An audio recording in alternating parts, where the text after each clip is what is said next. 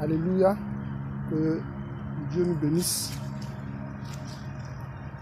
Shalom à tous. Que la grâce de Dieu soit sur chacun de nous. Amen.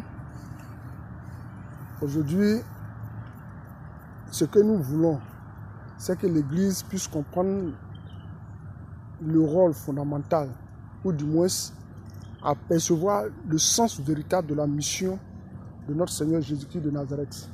La Bible dit dans le livre de Jean, le chapitre 3, il n'est pas dit en son verset 16, « Car Dieu a tant aimé le monde qu'il a donné son Fils unique, afin que quiconque croit en lui ne périsse point, mais qu'il ait la vie éternelle. » Le sens véritable d'un amour réside dans un sacrifice auquel chacun de nous consent pour le bien de l'autre. Quand tu dis que tu aimes ton prochain, il faut te poser la question de savoir est-ce que tu es prêt à sacrifier quelque chose qui t'est cher pour que ton prochain puisse avoir le bonheur, puisse avoir la richesse, puisse avoir la joie. C'est ça le sens véritable de l'amour. Il ne suffit pas de dire j'aime mon prochain, j'aime mon frère, j'aime ma soeur, mais jusqu'à quel sacrifice toi tu es prêt à consentir pour que ton frère puisse avoir la vie, puisse avoir le salut. Dieu a donné un exemple d'amour. La Bible dit que dans l'amour qu'il avait pour nous, qui était si grand, si énorme, il a sacrifié son prochain. Aujourd'hui, une personne est malade, en train de souffrir à l'hôpital. Ses parents ont des millions dans leur compte bancaire. Mais personne n'est prêt à sacrifier quelques millions de son compte bancaire pour voir la personne là être guérie, ou bien pour l'opération de la personne.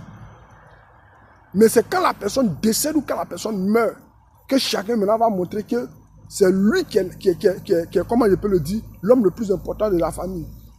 Les millions qu'on demandait pour la guérison de la personne ne vont jamais sortir. Mais une fois qu'il meurt, même si son secret coûte 2 millions, la famille va s'arranger pour payer les 2 millions.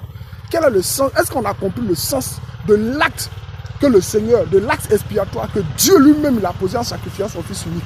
Vous aimez vos prochains, vous aimez vos frères et vos sœurs. Arrêtez de le déclarer, mais faites-le, prouvez-le par des actes palpables. Prouvez-le par des actes concrets, en sacrifiant quelque chose de vous-même pour leur donner, en sacrifiant quelque chose de cher pour leur offrir, pour permettre à ce que tous ceux qui vous entourent vivent le même bonheur que vous. Vous êtes assis sur vos richesses, vous êtes assis sur vos biens, vous êtes assis sur votre argent, vous êtes assis, c'est vous qui pensez à l'avenir. Non, mon avenir, l'avenir de mon enfant, l'avenir de ceci, l'avenir. Dieu pouvait penser à l'avenir de Jésus-Christ de Nazareth et puis à l'avenir de ceux qui sont dans le ciel. Mais il a sacrifié Jésus-Christ de Nazareth pour des personnes même qui aujourd'hui font quoi pour lui? Qu'est-ce que